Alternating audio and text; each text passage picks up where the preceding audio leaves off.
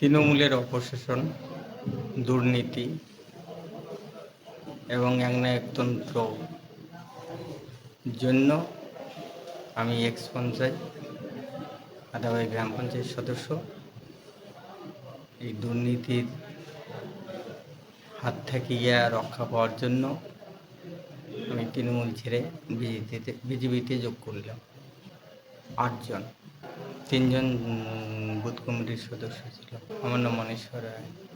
আজকে আদাবাড়ি অঞ্চল থেকে এবং 8 জন তৃণমূল ছেড়ে বিজেপিতে যোগদান দিল।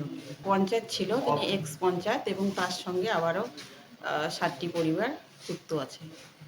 আমার নাম সাবিত্রী বর্মন, আমি আদাবাড়ি অঞ্চল কনভেনার।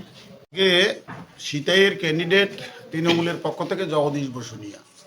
তা সত্ত্বেও সিতাইতে মানুষ বিজেপির পাশে আছে।